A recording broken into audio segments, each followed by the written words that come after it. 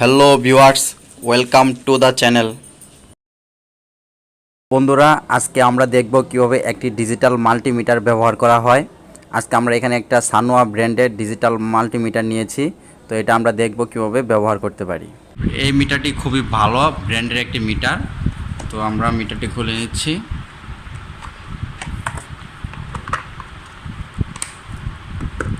তো বন্ধুরা, এই মিটারটা দিয়ে আমরা কি পরিমাপ করব আমরা তো প্রথমে দেখে নিচ্ছি। এই মিটার দিয়ে আমরা ভোল্টেজ পরিমাপ করতে পারবো, রেজিস্ট্যান্স, ডায়োড, ক্যাপাসিটর ও হার্টজ পরিমাপ করতে পারবো, আমরা মিলি অ্যাম্পিয়ার পরিমাপ করতে পারবো। কিন্তু আমরা এই ডিজিটাল মাল্টিমিটার দ্বারা আমরা অ্যাম্পিয়ার পরিমাপ করব না। আমরা অ্যাম্পিয়ার পরিমাপ করতে গেলে প্লাম মিটার ব্যবহার করব। আর এই মিটার দিয়ে আমরা সর্বোচ্চ 600 ভোল্ট পর্যন্ত ভোল্টেজ পরিমাপ করতে পারবো। এই মিটার দিয়ে আমরা সর্বোচ্চ এসি ও ডিসি 600 ভোল্ট পরিমাপ করতে পারবো। তো বন্ধুরা, আমরা প্রথমে ভোল্টেজ পরিমাপ করব। তো ভোল্টেজ পরিমাপ করার গেলে আমাদের এই সিলেক্টর নবটিকে ভোল্টেজের ঘরে দিতে হবে। আমরা ভোল্টেজের ঘরে দিয়ে দিলাম। আরেকটা জিনিস, আমাদের মিটারের দুইটা টার্মিনাল রয়েছে, একটা হচ্ছে লাল ও কালো। লালটাকে আমরা সাধারণত পজিটিভ ধরে থাকি এবং কালোটাকে আমরা নেগেটিভ টার্মিনাল হিসেবে ব্যবহার করে থাকি। তো বন্ধুরা, প্রথমে আমরা ভোল্টেজ পরিমাপ করব। তো ভোল্টেজ পরিমাপ করার আগে আমরা এখানে কিছু বাটন দেখতে পাচ্ছি, এগুলোর কাজটা আমরা জেনে নেব। এটা হচ্ছে সিলেক্টর, এটা দিয়ে আমরা সিলেক্ট করব। যেহেতু আমরা এখানে ভোল্টেজ পরিমাপ করতে গেলে আমরা দুই ধরনের ভোল্টেজ পরিমাপ করতে পারবো, একটা হচ্ছে এসি আর একটা হচ্ছে ডিসি। তো আমরা তো এখন আমরা এখানে যদি সিলেক্ট করি, আমরা সিলেক্ট করে নেব কোন ভোল্টেজ পরিমাপ করব। এখানে আমরা সিলেক্ট করলাম, এখানে একটা সাইন ওয়েভ চিহ্ন আসছে, এটা দিয়ে আমরা বুঝতে পারবো এটা হচ্ছে এসির সাইন ওয়েভ। তো এই চিহ্ন আসলে আমরা এসি ভোল্টেজ পরিমাপ করব। তো বন্ধুরা, আর যদি আমরা ডিসি ভোল্টেজ পরিমাপ করতে চাই তাহলে আমরা সিলেক্টর বাটনে চাপ প্রয়োগ করে এই যে ডিসি ভোল্টেজের চিহ্ন চলে আসছে, আমরা ডিসি ভোল্টেজ পরিমাপ করতে পারবো। আর এটা হচ্ছে রেঞ্জ, যে আমরা দশমিকগুলোকে আমরা 1 ঘর 2 ঘর বা দশমিকের পরে যে কয় ঘর নিতে পারবো এই রেঞ্জের মাধ্যমে নিতে পারবো। আর এটা হচ্ছে রিয়েল। এই রিয়েলটা আমরা আপাতত ব্যবহার করব না, এটা ব্যবহার করে থাক। আর তারপরের বাটনটা হচ্ছে হোল্ড। এই হোল্ডটা হচ্ছে আমরা মিটারে যে পার্টটা নিব, পার্টটা পরবর্তীতে দেখার জন্য বা সেভ করে রাখার জন্য এই হোল্ড বাটনটি ব্যবহার করা হয়। এই হোল্ড বাটন দ্বারা আমরা মিটারের পার্টটাকে সেভ করে রাখতে পারবো। এই বাটনটা হচ্ছে হার্টজ, আমরা যখন হার্টজ পরিমাপ করব তখন এই বাটনটি ব্যবহার করব। তো বন্ধুরা, আমরা এখন ভোল্টেজ পরিমাপ করব। তো সর্বপ্রথম আমরা এসি ভোল্টেজ পরিমাপ করব। এসি ভোল্টেজ পরিমাপ করার জন্য আমরা মিটারের সিলেক্টর নবটিকে ভোল্টেজের ঘরে নিব এবং সিলেক্ট বাটন দিয়ে আমরা এসি ভোল্টেজটাকে সিলেক্ট করে নেব। এই যে আমরা এসি ভোল্টেজটাকে সিলেক্ট করে নিলাম। এখন আমরা এসি ভোল্টেজ পরিমাপ করব। এসি ভোল্টেজ পরিমাপ করার জন্য আমরা একটি সকেট নিয়েছি। এখন সকেটের মাধ্যমে আমরা এসি ভোল্ট পরিমাপ করব। এই যে আমরা মিটারের দুই কাঁটাকে এসি ভোল্টেজ মিটারের দুই কাঁটাকে সকেটের দুই প্রান্তে ঢুকিয়ে দিচ্ছি। এই যে আমরা মিটারে দেখতে পাচ্ছি যে আমাদের ভোল্টেজটা আমরা দেখতে পাচ্ছি যে 231 ভোল্ট। তো আমরা এভাবে আমরা দেখতে পাচ্ছি যে 231 ভোল্ট।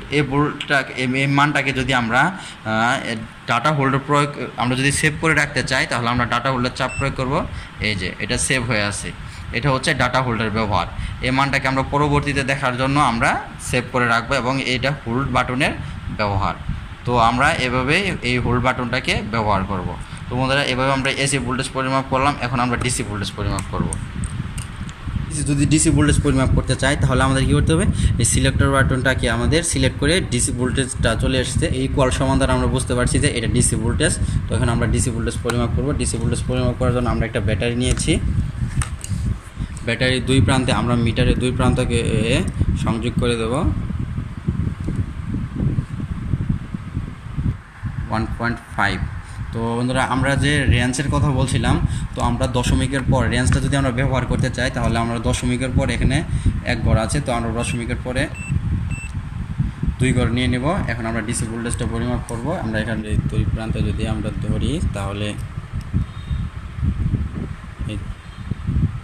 এটা 1.55 ভোল্ট আসছে। তো তার আগে একটা আমরা দেখতে পাচ্ছি যে একটা মাইনাস চিহ্ন আসছে। তো যেহেতু আমরা ডিসি ভোল্টেজের ক্ষেত্রে যদি আমাদের ব্যাটারির পজিটিভ টার্মিনালের সাথে যদি মিটারের নেগেটিভ টার্মিনাল এবং মিটারের নেগেটিভ টার্মিনালের সাথে যদি ব্যাটারির পজিটিভ টার্মিনাল হয় তাহলে এখানে মাইনাস দেখাবে, সেজন্য মাইনাস দেখাচ্ছে। তো আমরা টার্মিনাল দুটোকে আমরা ঘুরিয়ে দিচ্ছি, লালটাকে এই সাইডে কালোটাকে এই সাইডে দিচ্ছি। এখন আমরা দেখাচ্ছি যে এখানে মাইনাস চিহ্নটা চলে গেছে, তাহলে এটা ব্যাটারির উপরের প্রান্তটা হচ্ছে পজিটিভ এবং পেছনের প্রান্তটা হচ্ছে নেগেটিভ। এজন্য আমাদের এখানে নেগেটিভ মানটা আসে না এবং যে ব্যাটারির যে ভোল্টেজ তাই আসছে 1.56, মানে 1.5 দেয়ার ভোল্টের ব্যাটারি। তো আমরা যে এটাকে ঘুরিয়ে দেই এই মিটারে, এটা লাল টার্মিনালে কিন্তু ব্যাটারি নেগেটিভের সাথে এবং ব্যাটারি নেগেটিভ টার্মিনালটাকে যদি আমরা পজিটিভের সাথে দিই তাহলে দেখবো যে আমরা মানের আগে মাইনাস চিহ্ন আসছে। তো এই যে বন্ধুরা আমরা দেখতে পাচ্ছি যে এখানে দেখতে পাচ্ছি যে আমরা মাইনাস আসছে, মাইনাস 1.55 ভোল্ট। তো বন্ধুরা এভাবে আমরা ডিসি ভোল্ট পরিমাপ করতে পারি। ভোল্টেজ পরিমাপ করার পর আমরা রেজিস্ট্যান্স পরিমাপ করব। মিটারের সিলেক্টর নবটিকে রেজিস্ট্যান্সের ঘরে নিয়ে যাব। এই যে আমরা এখন রেজিস্ট্যান্স পরিমাপ করব। রেজিস্ট্যান্স পরিমাপ করার জন্য আমি একটি ম্যাগনেটিক কন্ডাক্টর নিয়েছি। ম্যাগনেটিক কন্ডাক্টরে আমরা কয়েলের রেজিস্ট্যান্স পরিমাপ করব। মিটারের দুই টার্মিনালকে কয়েলের দুই প্রান্তে সংযোগ করব। এই যে বন্ধুরা আমরা কয়েলের মান দেখতে পাচ্ছি 128 ওহমস। তো বন্ধুরা এভাবে আমরা যে কোনো কিছু রেজিস্ট্যান্স পরিমাপ করতে পারি।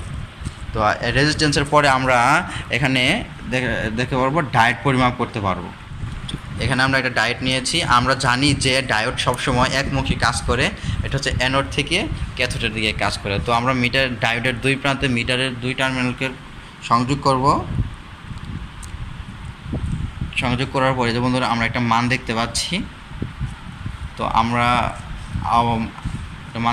আমরা মিটারের দুই টার্মিনালকে আমরা ডায়োডের অপর প্রান্তে উল্টিয়ে আবার ধরব। এই যে বন্ধুরা আমরা কোনো মান দেখতে পাচ্ছি না, তার মানে ডায়োডটি ঠিক আছে, কারণ আমরা জানি ডায়োড সবসময় একমুখী কাজ করে। তো এভাবে আমরা এই ডিজিটাল মাল্টিমিটার দিয়ে ডায়োড পরিমাপ করতে পারি।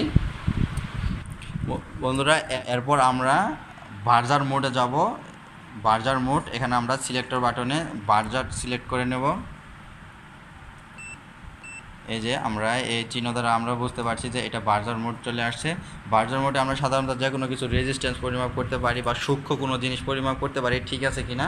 তো আমরা এখানে একটা তারের রেজিস্ট্যান্স পরিমাপ করে দেখব যে রেজিস্ট্যান্স ঠিক আছে কিনা।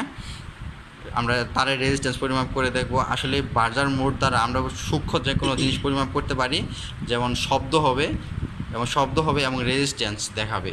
যেমন আমরা যদি কোনো শব্দ হবে এবং রেজিস্ট্যান্স দেখাবে, তো আমরা এটা তারের দুই প্রান্তে মিটারের দুই টার্মিনালকে আমরা সংযোগ করে দেব।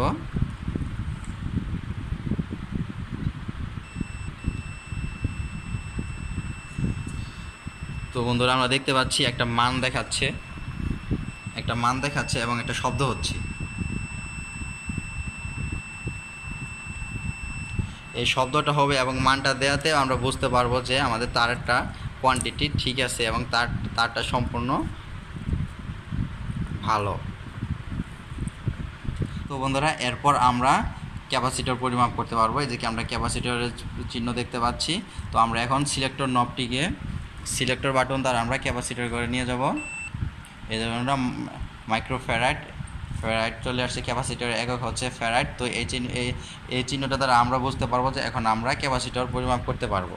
তো আমরা ক্যাপাসিটর পরিমাপ করার জন্য আমরা একটা ক্যাপাসিটর নিয়েছি। এটা বন্ধুরা এটা হচ্ছে 3.5 মাইক্রোফ্যারাড ক্যাপাসিটর, 350 ভোল্ট। তো আমরা এখন যেহেতু আমরা মিটারের কাঁটাটিকে ক্যাপাসিটর করে নিয়েছি এবং মিটারের দুই টার্মিনালকে আমরা ক্যাপাসিটরের দুই প্রান্তে ধরবো। এই যে বন্ধুরা আমরা দেখতে পাচ্ছি যে এখানে 2.547 একটা মান দেখাচ্ছে। যেহেতু ক্যাপাসিটরটা 2.5 মাইক্রোফ্যারাড, তো ক্যাপাসিটর সম্পূর্ণ ভালো এবং ক্যাপাসিটরটা অ্যাকুরেট একটা মান দেখাচ্ছে।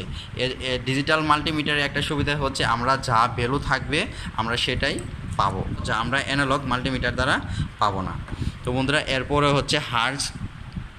আমরা যে হার্জ পরিমাপ করতে যাই তাহলে মিটারের সিলেক্টর নবটিকে হার্জের করে দিতে হবে। হার্জ চলে আসছে, এখন আমরা হার্জ পরিমাপ করব। হার্জ পরিমাপ করার জন্য আমরা এসি ভোল্টেজের যে কোনো পজিটিভ ও নেগেটিভ প্রান্তে মিটারের দুই টার্মিনালকে প্রবেশ করলে আমরা হার্জ দেখতে পারবো। আর বাংলাদেশের হার্জ সাধারণত 50 থেকে 60 হার্জ। তো বন্ধুরা এই যে আমরা এসি ভোল্টেজের এই যে বন্ধুরা আমরা পুনরায় এসি ভোল্টেজের সকেট নিয়ে আসছি। তো আমরা পজিটিভ ও নেগেটিভ টার্মিনালে আমরা মিটারের এই দুইটা কাটাকে প্রবেশ করলে আমরা হার্স দেখতে পারবো। এই যে বন্ধুরা আমরা দেখতে পাচ্ছি 50., একটা মান আপ ডাউন করতেছে, কারণ বাংলাদেশে হার্স হচ্ছে 50 থেকে 60 হার্স। তো বন্ধুরা এভাবে আমরা হার্স পরিমাপ করতে পারি। আর পরের ঘরটা হচ্ছে মিলি অ্যাম্পিয়ার। আমরা এই ডিজিটাল মাল্টিমিটার দ্বারা আমরা অ্যাম্পিয়ার পরিমাপ করব না, কারণ অ্যাম্পিয়ার পরিমাপ করার জন্য আমাদের ক্লাম মিটার ব্যবহার করব। তো বন্ধুরা এভাবেই আমরা খুব সহজে একটি ডিজিটাল মাল্টিমিটার ব্যবহার করতে পারি।